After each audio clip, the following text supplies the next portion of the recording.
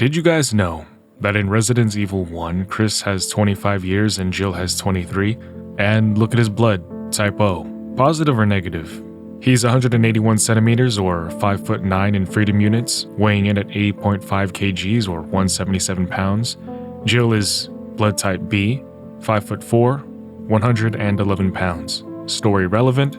Hardly, but interesting for those who want to know more about the overall Resident Evil universe. Opening with Wesker narrating the events of the start of RE1, and as you know, with Umbrella Chronicles, you'll get a chance to see different angles and perspectives play out, almost like a what if. But you guys actually commented answering my question about which run was canon for Resident Evil 1. Was it Chris or Jill's run that is considered canon? Both are considered canon. One of you even went so far as to say that this was basically just a retelling of the events and everybody was there at the mansion together. But due to a myriad of factors, whether it was trauma, shock, spotty memory, sleep deprivation, etc., the story seems to have inconsistencies the way it's presented to us because, as they are human, they aren't able to retell everything precisely as it was. So that's why it seems like there's a little bit of things that are happening here and then not happening here. But essentially, from what I'm understanding, and you can correct me if I'm wrong again, both runs are considered canon, and this actually makes sense because as we move into the second chapter of Umbrella Chronicles, we get to see what it looks like when Chris and Jill actually go through the entire mansion together instead of separately.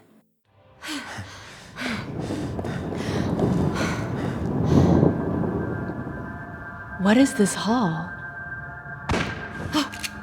What was that? I'll go check it out. It's dangerous going alone. I'll come with you. All right. I will stay and secure the area. Part of the reason why I also really like this rail shooter version of Resident Evil is because there are no puzzles. Naturally, they go out into the main hall to see Wesker isn't there, and when they try to leave through the front door, it's locked, and if you try to leave in RE1, dogs would attack you. Looking for a way out and proceeding down the hall, a Cerberus would smash through the window and charge right at Chris, but unfortunately he doesn't dodge in time and he would suffer from some damage. He shakes it off like he's Taylor Swift, puts them down, and they continue blasting zombies away, sending them flying, and after a while everything seems quiet, until a zombie breaks down a door and attacks them. But Chris reacts, dodging, slapping it with his knife, and Jill follows up, slapping it with her knife too. Outside, they would run into Forrest and lay his body to rest, with Chris saying sorry and that he is going to miss their target practice sessions. This is a reminder that they were a pretty tight-knit team. Pressing on, they'd try to call Wesker on the radio, however there was no response. Later, as they were walking through one of the halls, they would hear a woman scream no, so Jill and Chris would go to check it out.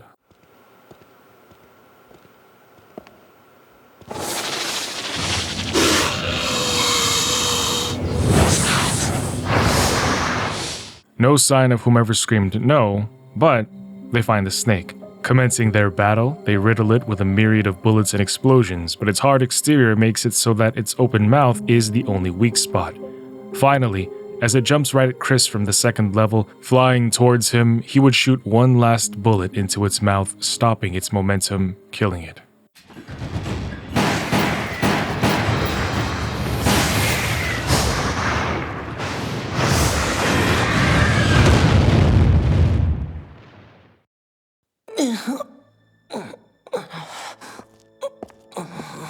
Who are... Chris Redfield, from Alpha Team. Alpha Team? Thank goodness! Everything's okay now, Richard.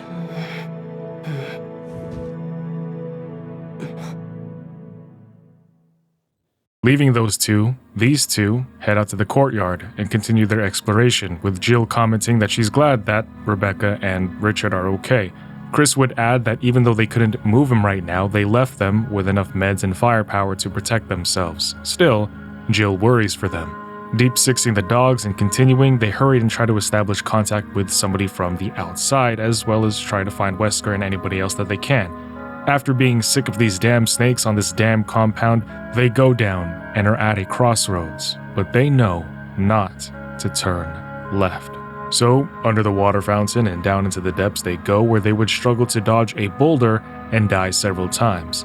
Guys, I was so fixated and distracted by the PlayStation controller, it was not registering with me exactly what the game wanted me to do. So I was trying to shake it exactly the way that it appeared on my screen, but it wasn't working. And I refused to try any of the other functions because this was one time where I was unwilling to be flexible. I had to do exactly that. So I ended up being here for quite some time.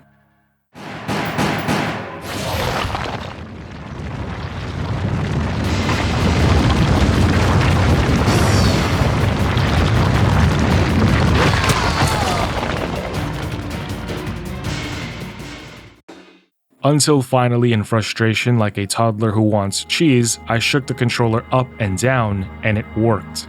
Yeah, don't try to lift the left side up and then lift the right side up and back down. That's not what it wants you to do.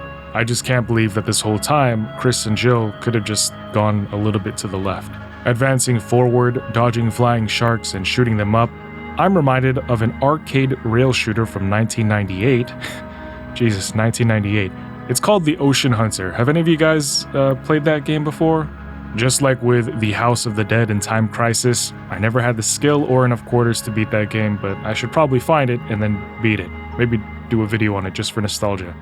Jill and Chris strangely get ripped away and brought somewhere else.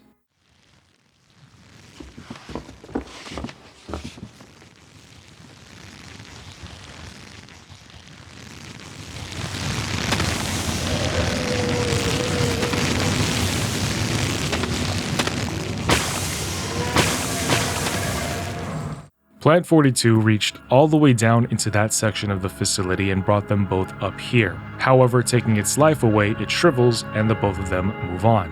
After descending into the deepest depths of Umbrella's secret, the two would then find Wesker.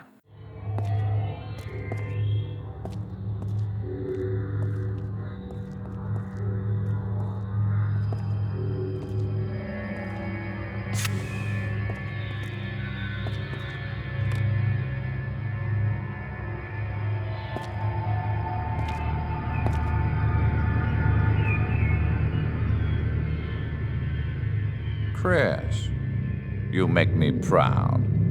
Wesker? Tonight was an excellent night for collecting data on Umbrella's biological weaponry and its performance against trained flesh and blood combatants. You set the team up? Excellent deduction, Jill. That was Umbrella's intention anyway. However, I don't need them anymore.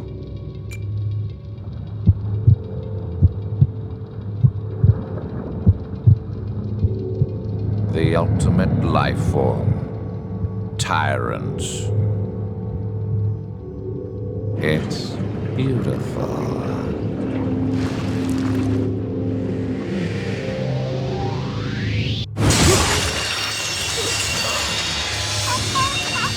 Emergency.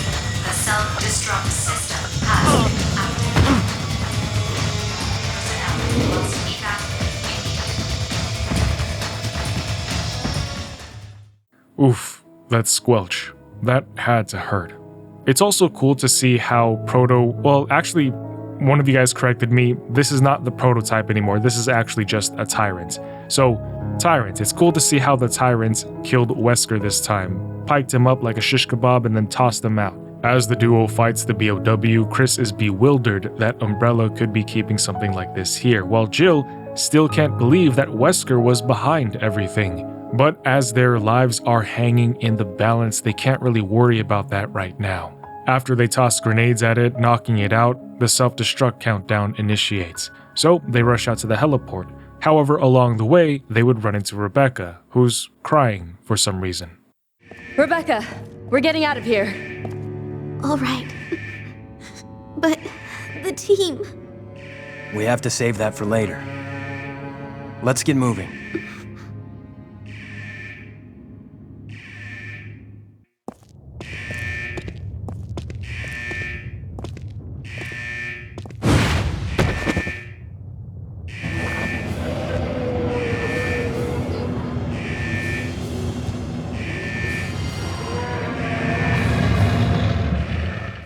Chris says that it must have a weakness, wondering what it is while also shooting at the tyrant's exposed heart. Dodging its attacks, but then getting picked up by the tyrant, Chris would shoot a barrage of point blanks at it with his shotgun, staggering it. But while this is happening, Brad calls on the radio saying that it's windy, so he can't get closer. But looking around at the cloudy night sky, the trees aren't moving, so it can't be that windy. Another thing, this heliport looks small, but in RE1 it looks a little bit more spacious. And the sun is out in Resident Evil 1, but here it's nighttime. However, the tyrant jumps in the air and attacks, reminding me to pay attention. It tries picking Chris up again since it worked so well 5 minutes ago, and that's how Chris delivers the final blow. 8 feet of 500 plus pounds dropped to the floor. A toy helicopter picks them up and Chris looks outside while Jill and Rebecca take a nap.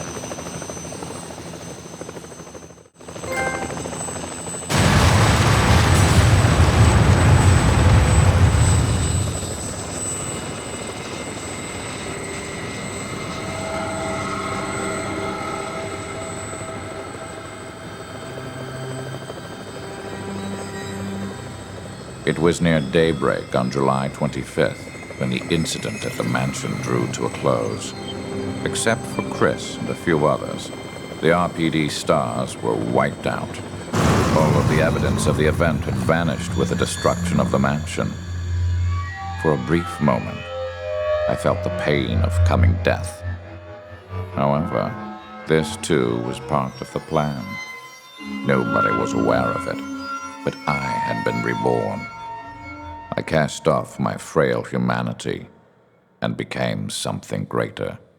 So before we continue with Albert's playthrough before he's born again, we are actually going to pick up with Rebecca and what she was doing during the events of Resident Evil 1. After splitting up with Billy, I went to the mansion where Bravo team was to rendezvous. When I arrived, I found that none of the others were there, and the mansion was unsettlingly quiet. I was exhausted from the events of the previous day, and before I knew it, I had drifted into a nightmare.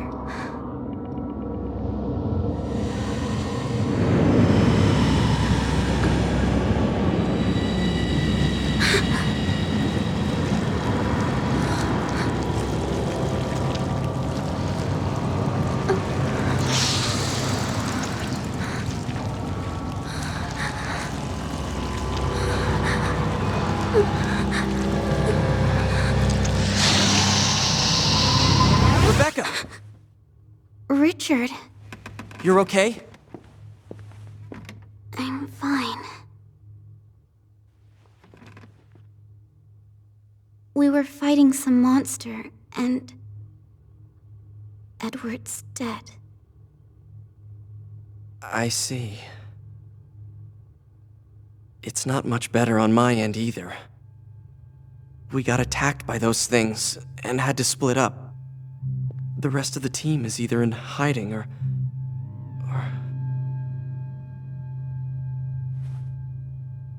We just have to find Enrico. He'll know what to do. What a horrible first assignment, huh? First, we have to get to someplace safe. Yeah, no kidding. Imagine, first mission ever at 18 years old and this is how you have to earn your paycheck. Also, Richard's voice sounds familiar, like really familiar. I looked it up, but decided to give up trying to find out who it is. Just give up!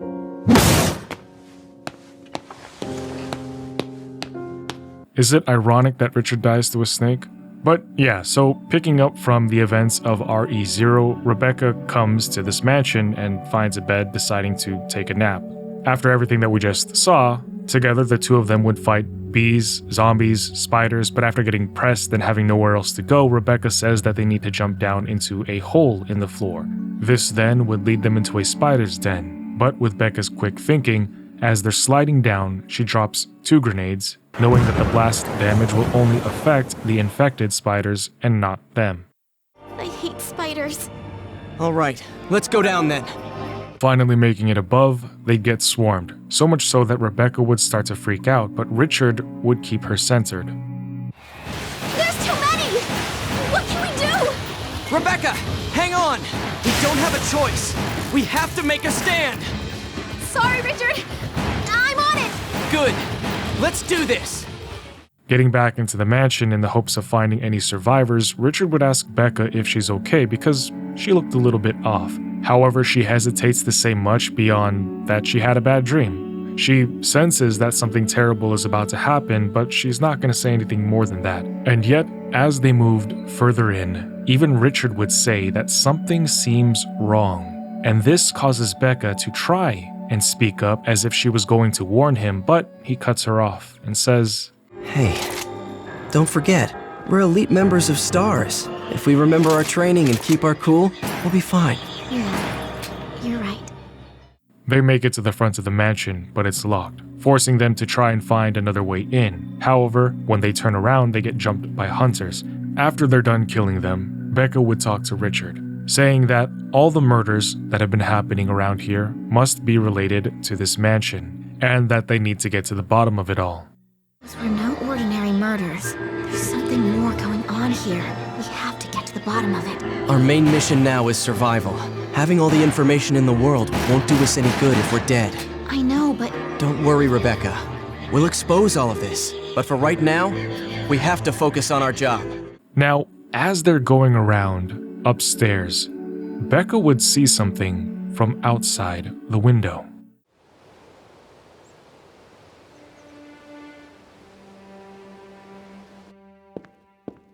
Who's that? they're going into the forest. Unbelievable. I wonder what they could be up to.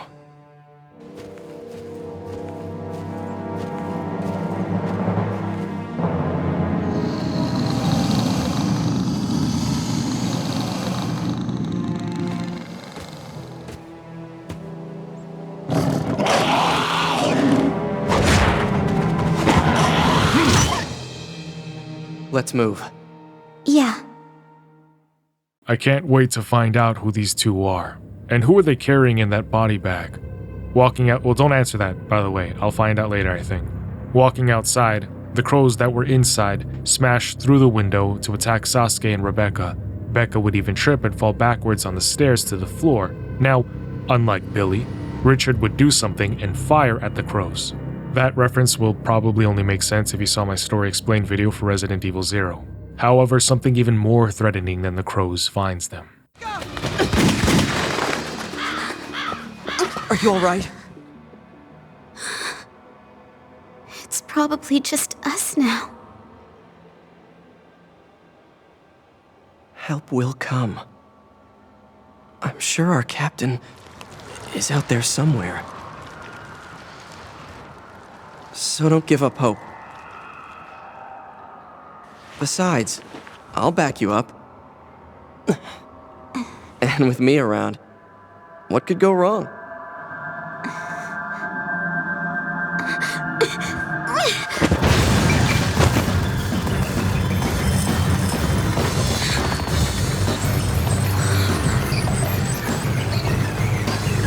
What is that thing? Damn, that thing slammed down with such force. The two instantly open fire on the snake, but it does nothing. It stares at Rebecca and Richard, not even bothered by the bullets, so Rebecca busts out the magnum, and then it starts moving its head left and right as if it recognizes the threat level just rose, trying to avoid it. Then, it would lunge forward, and she would blast its mouth, staggering it. With this opportunity, the two would start stepping backwards, trying their best not to take their eyes off of their hunter, but they had to move faster.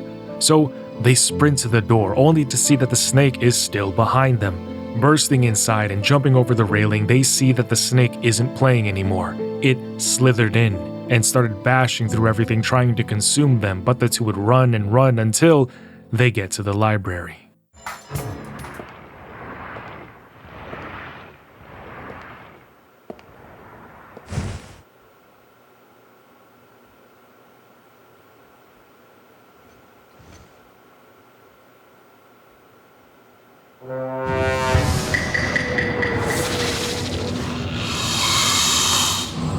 How it managed to get behind her without a sound or her seeing, I'll never know. So, admittedly, guys, this fight took way longer than I would have liked because it was, for some reason, just a harder fight. But after a long time, Rebecca would deliver the final blow. Again, because this snake seems to die quite a few times. But again, maybe it's just the snake dying in different perspectives. So, yeah. Well, maybe it's the T-virus that keeps on healing it, bringing it back, and it just keeps coming back to die again. Rebecca!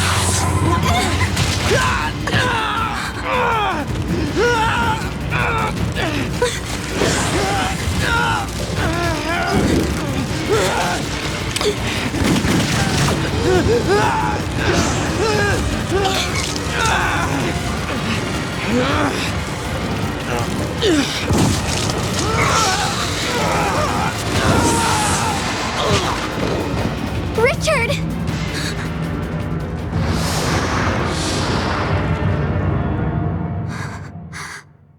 No.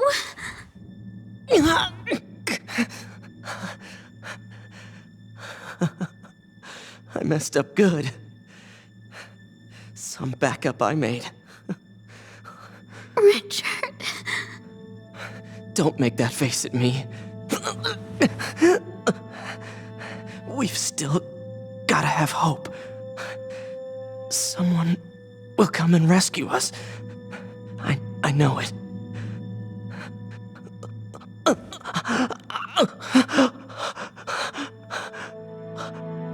I hated how hopeless I felt, seeing Richard lying there, wounded. I had to be stronger. I had to fight, and I had to survive. No matter what happened, I'll prove I have what it takes to survive. So that is exactly how Richard got bit, trying to save Rebecca. Instead of pushing her, falling with her, he shoves her aside and stands there to get bit. We also see that that is where the blood from Becca's fit came from.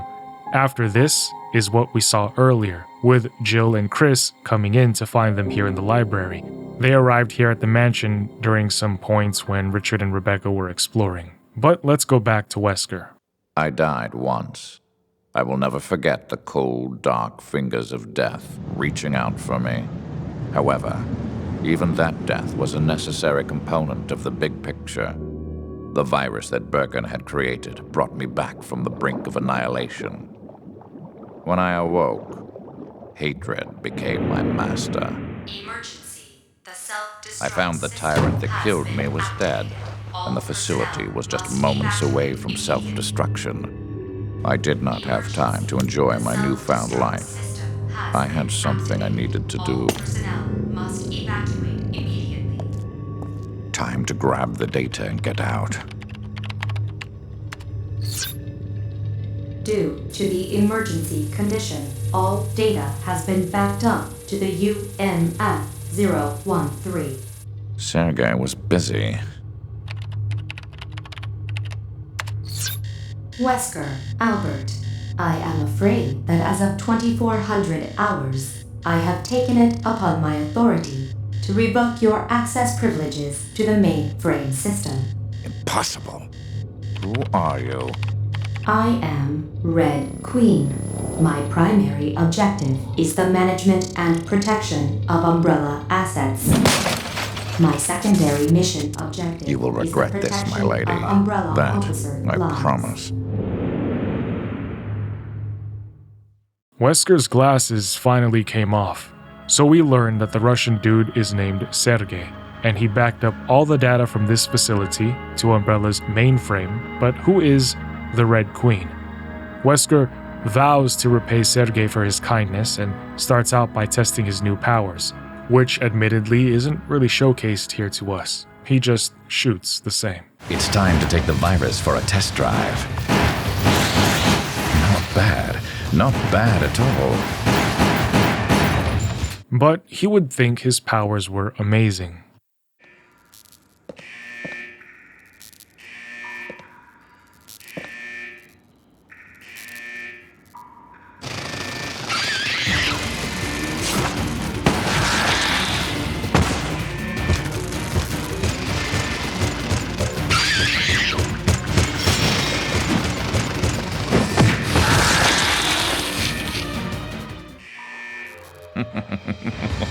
What amazing power. Is the power in the room with us? All I've seen him do is shoot things and then move slightly to the right to kick a bug. He would gloat again about not even breaking a sweat, but after walking up the stairs and dying, he would continue to say that he hopes Chris and Jill live long enough for him to find them again. But for now, he's going to have to settle for playing with someone else who's lived long enough for him to find.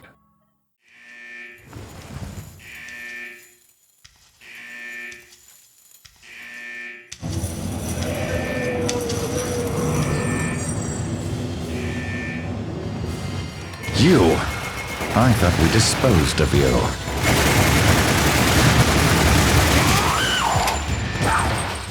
Nobody's perfect. Not even you, Lisa.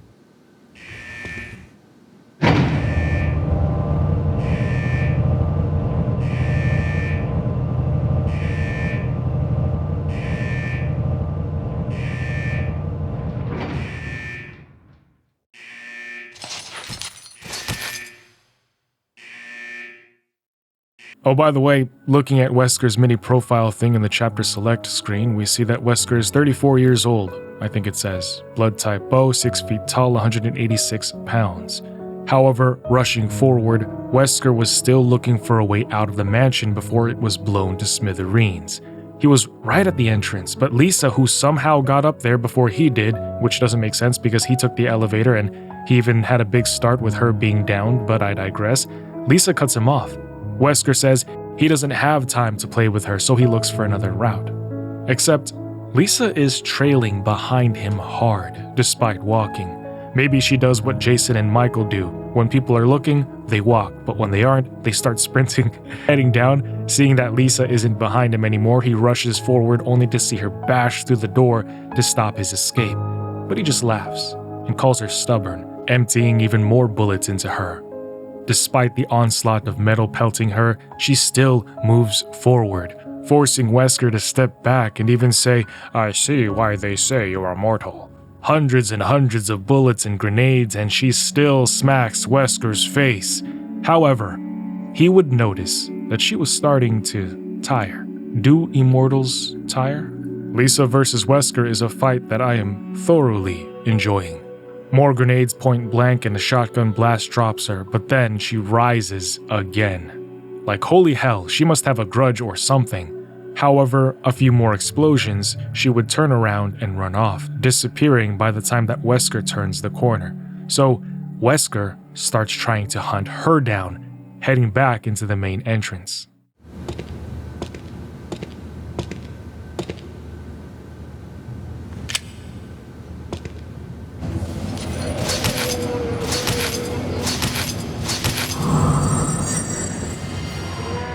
She appears to be stalking me. Your desire for eternal slumber shall be granted. Backed into the corner, realizing that she's been found, she lurches at Wesker, who jumps over her and says, "Your desire for eternal slumber shall be granted." Dropping bombs on her, you can see her health bar rapidly go back up and up, never going empty. She really is like Deadpool, with her insane healing regeneration, but there are ways to even deal with him. The end has come.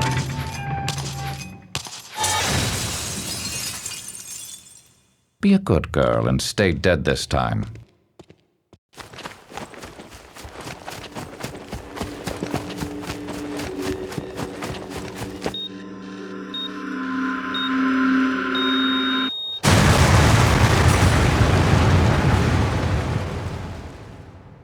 And so I was reborn like a phoenix emerging from the flame. I no longer needed umbrella. A new horizon stretched out before me. I had risen beyond the human race and cheated death itself, leaving nothing to oppose me. Damn, that was his goal the whole time, or at least on his checklist of life goals, to become the ultimate life form. But yeah, as I was saying, in one of the comics, Deadpool even says that if he was going to deal with himself, if he was going to try and take himself out, assuming that he wasn't going to use the Muramasa blade, this is how he would do it, trapping himself in a chamber that automatically incinerates his flesh every time that his healing factor starts to heal him. But luckily, Lisa won't have to suffer that. I believe she really died in that fiery explosion here. Now, let's take a look at some of the secret notes that we found around the facility. Did you know that Jill was considered a master lockpicker, highly skilled in bomb disposal, and can tactically break down any situation and determine the best course of action? On top of that file, it says that her years in the US Army Delta Force, which is the best of the best of the best, makes her an expert marksman too. Strange how RE1 doesn't showcase any of this. It progresses to say that she has a tough exterior, but with certain people in certain moments, she has a softer interior. Chris is also an expert shooter and was even a pilot in the Air Force. He's trained in hand-to-hand and knife combat, highly observant, and has a sense of resolve that often has him butting heads with his superiors. But it also mentions that Chris has a younger sister named Claire, whom he is very protective of.